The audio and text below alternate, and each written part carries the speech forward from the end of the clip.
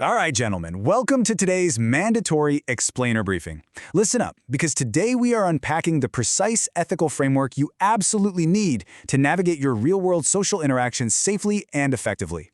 We're locking in on the social code of conduct developed by Guy Gambit, the social tactician. Think of this framework as a strict, non-negotiable set of standard operating procedures.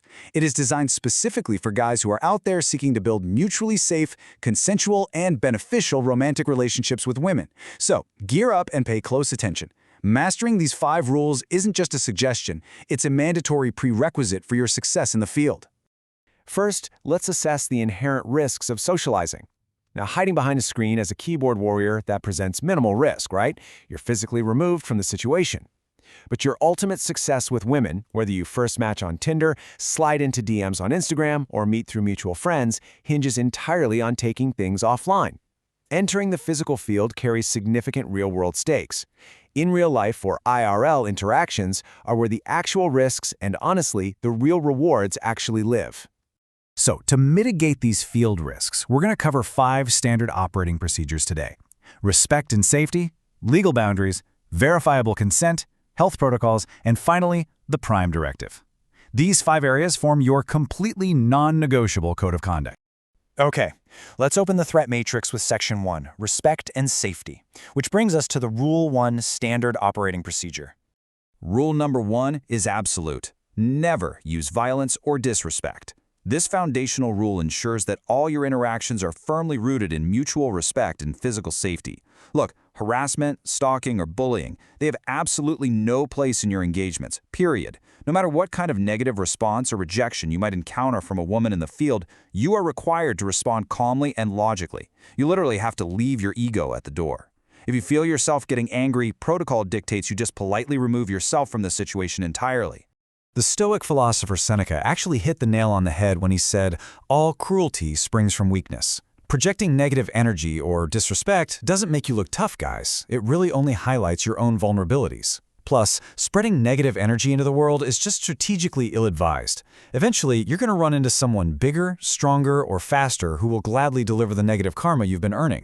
Now, you might be wondering, are there exceptions? Well, yes, but they are incredibly specific. Under normal interactions, your adherence to Rule 1 is absolute. However, a high-value man must be fighting fit. If you, or someone else, are physically attacked, you are totally authorized to defend yourself. But take careful note of the parameters here. You must use only the minimum force required based on the threat. Your primary objective is always to de-escalate and remove yourself from that danger zone as soon as practically possible. Moving right along, let's look at Section 2, Legal Boundaries. This is our Rule 2 Standard Operating Procedure. Rule number 2 is simple but absolutely crucial. Never break any laws.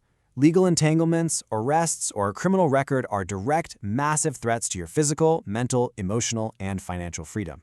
If you eventually want to achieve the highest status, becoming a free and sovereign man, operating strictly within the bounds of the law is just mandatory. Breaking the law completely undermines your entire social mission. Aristotle provided some brilliant tactical wisdom on this exact concept. He said, "At his best, man is the noblest of all animals. Separated from law and justice, he is the worst." Let that sink in. Without strict adherence to the law, your entire mission parameters collapse. You simply cannot be a positive force in a woman's life or in society at large if you're out there behaving like a criminal. So compliance starts with answering one really basic question. Where do I live? You must rigorously research and comply with all national, state, and local ordinances within the specific legal jurisdiction where your interaction occurs. And yes, that applies when you travel too. If navigating all these jurisdictions feels overwhelming, the guidance is directly advising you to consult a legal professional. And as for exceptions, there are absolutely none. Always comply. All right, that brings us to Section 3, Verifiable Consent. Here is your Rule 3 Standard Operating Procedure. Rule number 3, always get verifiable consent. Listen, guys, the operative word here is verifiable. It's not just about getting consent, it's about proving it. Hearsay or a he said, she said situation, that is totally unacceptable in the field. You need documented, authentic evidence of her direct consent that could technically hold up in a court of law.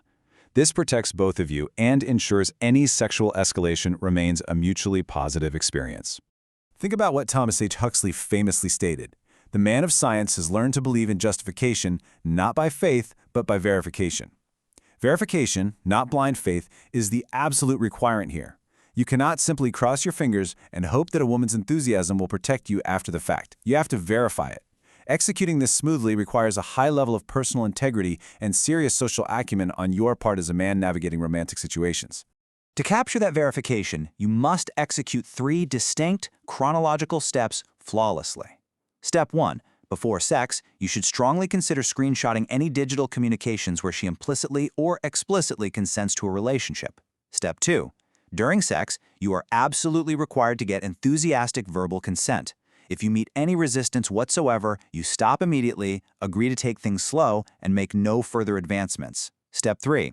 After sex, send a friendly follow-up text confirming she had a great time, and then screenshot her positive reply. That establishes verifiable proof of her post-sex demeanor. And just like the law, there are 0 exceptions to this rule. Next up, Section 4, Health Protocols. Rule 4, Standard Operating Procedure. Rule number 4, always wear a condom.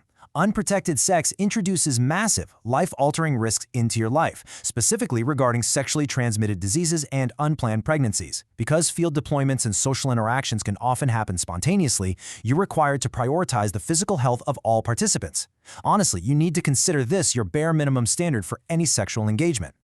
Benjamin Franklin warned us, by failing to prepare, you are preparing to fail. Your readiness totally dictates your success here. You must carry protection on your person 24/7, 365. Seriously, anytime you venture outside, you should have a condom in your pocket. Furthermore, you must prep your planned sex location or home well in advance to ensure it is fully equipped and ready for safe sex. Now, moving beyond the bare minimum, you really should consult a physician to discuss your unique health conditions and any other preventative measures. There is only one exception to this rule, and that's if an advanced recruit enters into a long-term ideal relationship with a high-value woman. At that point, obviously, family planning can be negotiated outside these standard protocols. But be warned, the moment you drop the protection, you are assuming full personal responsibility for the outcome of those choices. As you strive to become game competent, self-actualized, and highly socially calibrated through this training, I want you to challenge yourself with this critical question. How can a high-value man not be a positive influence in the lives of others? Keep that rattling around in your head as we reveal the final and perhaps most important directive of this briefing. Which brings us to Section 5, the Prime Directive. Rule 5, Standard Operating Procedure. Rule number 5 is your prime directive. Always leave her better off than you found her. Your overarching mission out there is to ensure that you are never a net negative in a woman's life. You are learning these tools to make interactions genuinely fun, engaging, and memorable. The foundational goal of any approach, any date, or any conversation is to add value and leave the other person with a smile, completely regardless of whether the interaction actually leads to a romantic outcome. Definitely heed this warning from Warren Buffett. It takes 20 years to build a reputation and 5 minutes to ruin it. Within your local social circle, your overall value is determined by your image plus your reputation. Your actions with the women you encounter have real, lasting consequences that compound over time. A reputation as a man who leaves people better off is hard-won, and it must be protected at all costs. Ultimately, you are striving to be the best version of yourself, making the biggest contribution possible. However, establishing clear boundaries here is paramount. While you must be a positive force, this rule absolutely has limits. You are not responsible for a woman's pre-existing mental health issues, nor are you responsible for her poor life choices. You should never, ever try to save her from herself or try to change her. Adopting a savior complex, what is commonly known as becoming a Captain Save-A-Ho, will only result in total mission failure and the potential ruin of your own life. Focus entirely on providing positive value, not on fixing people.